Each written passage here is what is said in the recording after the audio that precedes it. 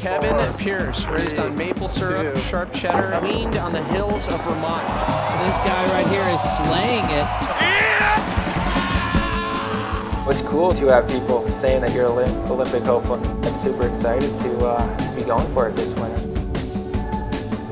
Come on, Kevin! You're so rad!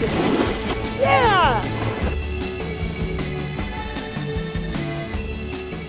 So Kevin just started winning all the big air contests, slopestyle contests, half-pipe contests. He beat Sean. It was kind of like this miracle year for Kevin, and we were just kind of like, where did that come from? You know, because he was always like, you know, we were all neck and neck with him, and then all of a sudden he kind of just flipped the switch and was like, all right, game on.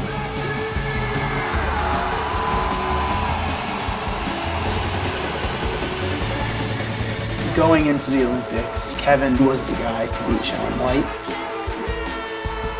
I think people are going to be blown away at what they get to see.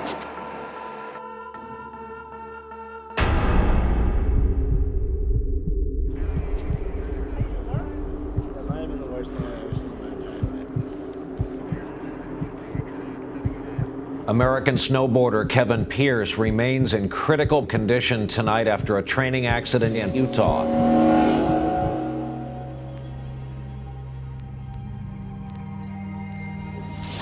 Okay, we're gonna move you now, okay? We are on our way with Kevin from neurocritical care to neuroacute care.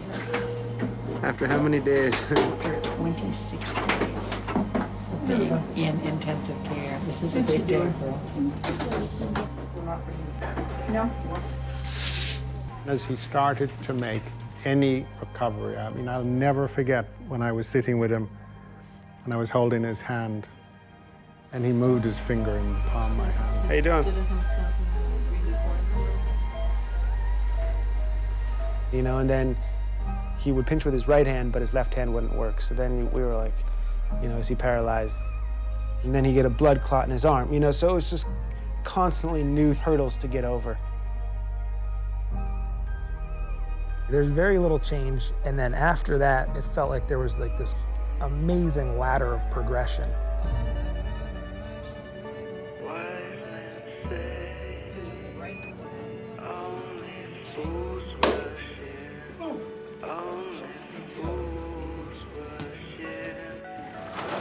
How are you? My name is David Sepia. I have a disability called Down syndrome, but some people call it up syndrome because I am up kind of guy. Well, first question about my disability that I want to say is that I don't like it. I hate it. Yeah, I don't like it. I hate it. I want my disability to go away, not come back. I know that I have it. It's really hard to have it. Sometimes I feel stressed out about it, and sometimes I feel anxiety about it too. I just go up in my room, I hang out there, I cry sometimes, and I book up, come downstairs, and move on, and different day. After David was born, the midwife said, we need to tell you that your baby has Down syndrome. And I just didn't know if I could do it. Say hi, Rosie. This is David.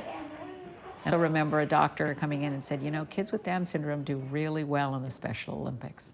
And I remember thinking, that is so great. And that was like so important to me to hear something positive. Good morning. What morning is it? So David is going to be competing in the what events today in the Special Olympics? Downhill on the chairlift.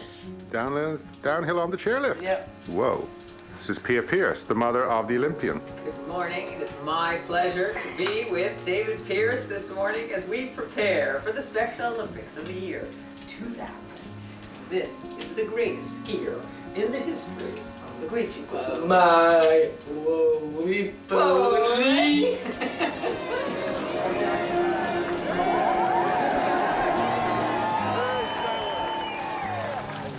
Here we go.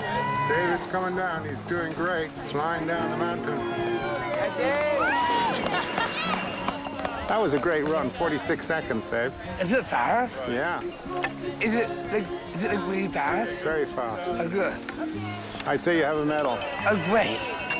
And the goal, our first place finisher from Upper Valley, David Pierce.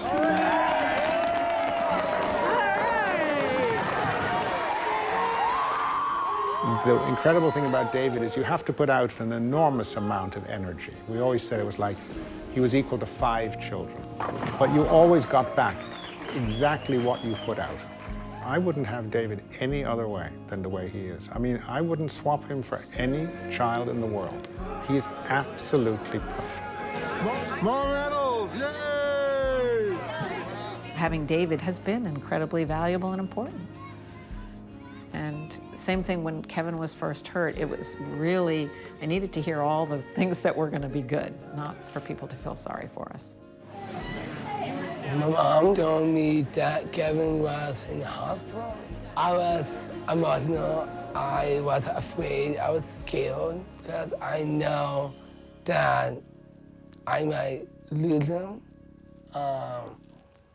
I don't know what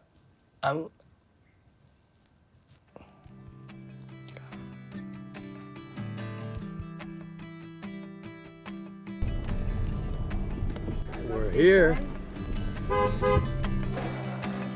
Made it! Woo!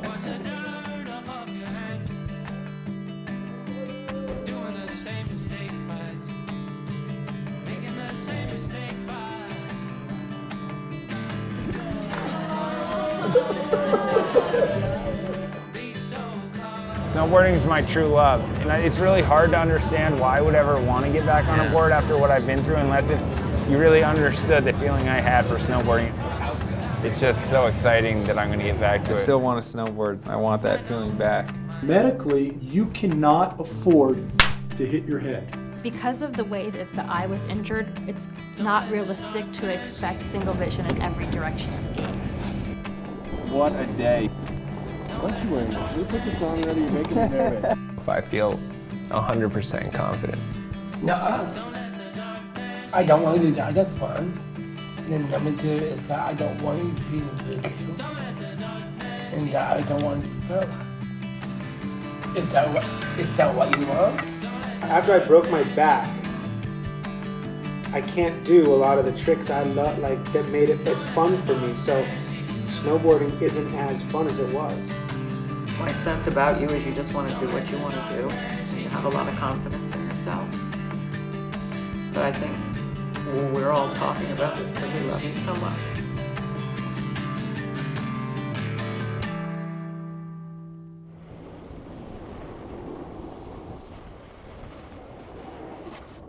I want to thank you guys for getting me back here and for making this possible. This is what we've been working on.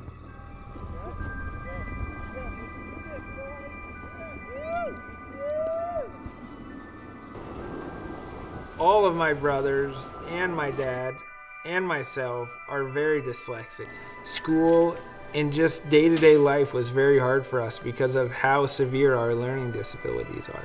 For me, snowboarding, I really found it as a way out. In school, I was like a failure, and at home, I was a success. School was really hard, but my parents just believed in us, and my father never opened a report card. My philosophy was exactly the same as my father's. He really believed in the child's ability to know its boundaries.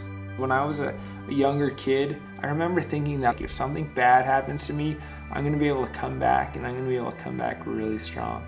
And then it's like it happened to me, and it's weird to have thought that. And I feel like I've come back pretty good now. Oh my gosh, Dave. You just beat me. That is not okay. What the heck? I know that you're snowboarding now, but once you get to that level of doing double course, then you really say accept no, but doing the double course. David, he looks at pictures of you from when you first got hurt that he has on his computer, and he watches videos, and I think and he makes gets me cry. Yeah, It makes me depressed and cry. Right. Dave, I want to be there for you now, and I want you to be okay with it that I'm not going to do that stuff anymore. You know, I've understand that I can't do double course.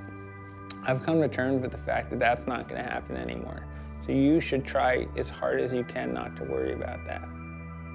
You know, I think the hardest thing for me to come to accept, and you know, that I've been so fortunate because I have accepted, is how much my life has changed and just how different things are now and how different things will be forever. So I'm curious, David, when you're listening to Kevin talk about that, if you could learn something about accepting your Down syndrome.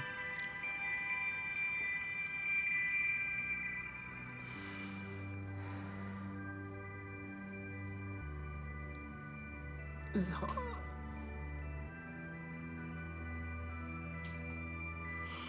I'm not sure if I can.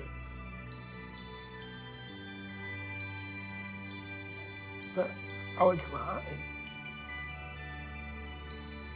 Dave, there are definitely a lot of hard things in this. There's definitely a lot of things that aren't that good, but we have a lot of good things, and we got a really good family here to help us and a really good support system. Pull those out. Let's see what happens if we put all of them on you. Are these all from Special Olympics? Careful. Are you the most winning athlete in the Pierce family? I think you have to beat Hawaii. David, we don't want you to get a neck injury from doing this. A traumatic neck? A traumatic neck injury, right. We do not need that. A traumatic brain injury is enough, right? We do not need more.